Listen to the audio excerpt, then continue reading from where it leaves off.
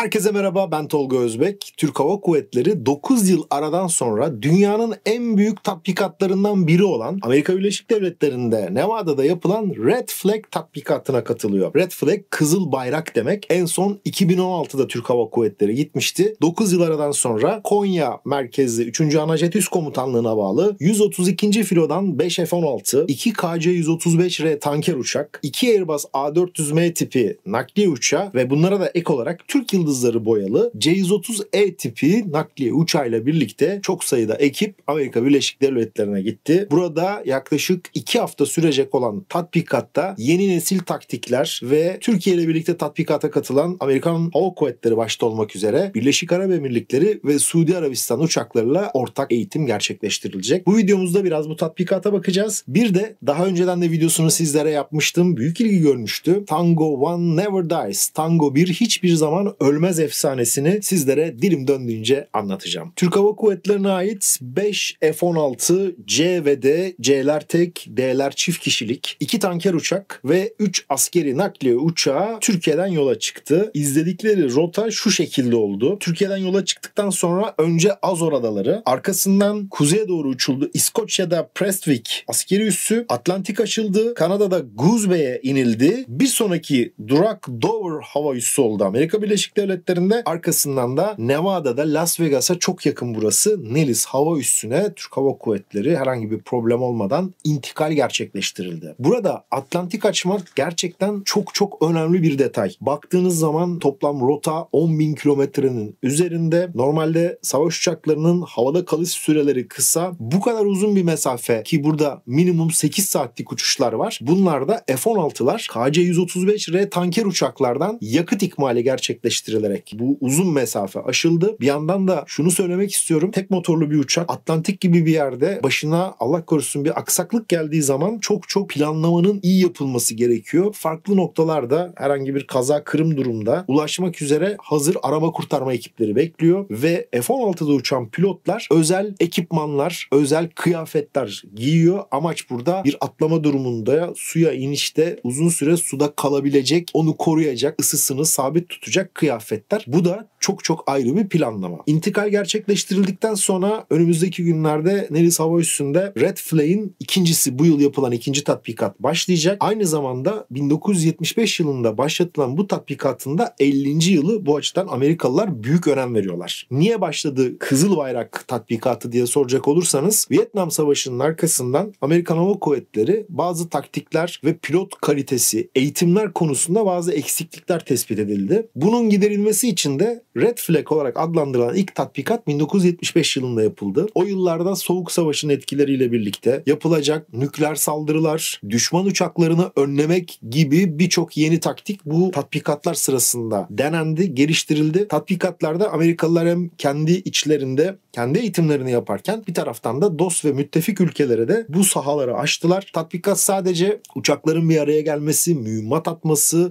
ortak taktiklerinin yapılmasının yanı sıra çölde ayrılmış devasa binlerce kilometre karelik bir alan içerisinde taarruz yapılacak askeri birliklerin benzerleri, şehirler gibi yapılar da kurulmuş durumda. Havadan hava kuvvetleri, bombardıman uçakları, avcı uçakları, nakliye uçakları bu görevlere katılırken yerdeki operasyon içinde özel kuvvetler bu tatbikatların yerdeki işte arama kurtarması, bir uçak düştü, bir pilot nasıl kurtarılacak? Bunun gibi çalışmaları yerden yapılıyor. Uzun yıllar gerçek mühimmatların kullanıldığı bu tür tatbikatlarda artık yeni nesil özel podlar sayesinde ACME olarak adlandırılıyor bu podlar. Dijital olarak atış gerçekleştiriliyor. Yani havada herhangi bir füze, bomba atılmadan gerçek vuruş şartlarına göre değerlendirilen bu podlar güncel olarak, anlık olarak komuta kontrol merkezine bu bilgileri aktarıyor. Şimdi Türk Hava Kuvvetleri ilk olarak 1997 yılında Red Flag tatbikatına katıldı. O yıllarda 4. Anajet Üst Komutanlığı'na bağlı 141. filo, ki o yıllarda 141. filonun ana görevi F-16'nın standartizasyon göreviydi. Oradan katılan ilk filo 1997 yılında gitti. Türk Hava Kuvvetleri ilk defa katılacağı için kırmızı olarak adlandırılan düşman rolü oynatıldı. Düşman rolündeki amaç burada belirli bir senaryoyu uygulamak ve burada kırmızı düşman göreviyle birlikte Türk Hava Kuvvetleri MiG-29, Su-27 gibi uçakları orada simüle etti. Nellis Hava Üssü'nde aynı zamanda Amerikan Hava Kuvvetleri'nde aggressor olarak adlandırılan düşman rolü oynayan filoları mevcut.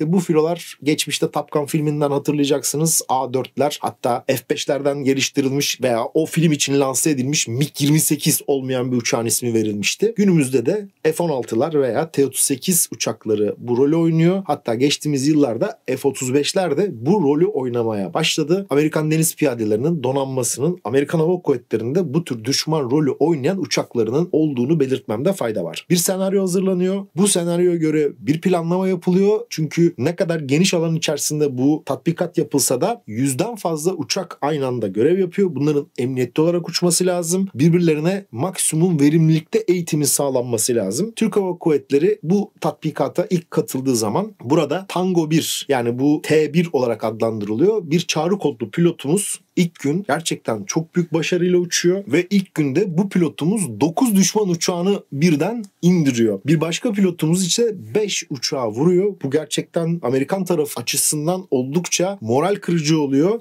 Bir yandan da Kırmızı Kuvvetlerin bu kadar etkin olması dost Mavi Kuvvetlerin yapacağı operasyonu da sıkıntıya sokuyor ve Mavi Kuvvetler senaryoyu uygulayamıyorlar. İkinci günün sonunda kurallar değiştirilmeye başlanıyor ve böylelikle Türk Hava Kuvvetleri'nin Tango 1 olarak adlandırılan çağrı kodlu pilotunun efsanesi de oluşmaya başlıyor ve bunlarla ilgili de özel bir arma tasarlanıyor.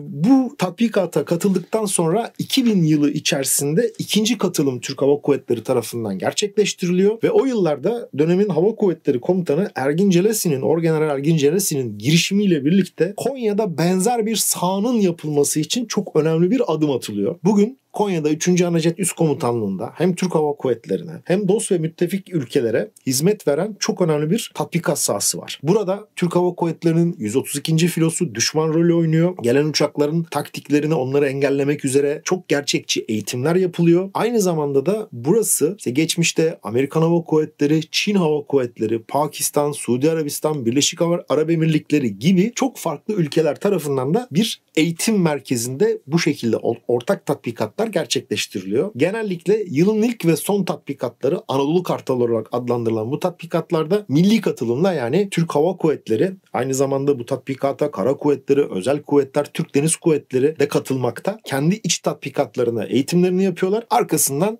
yurt dışına açılıyor.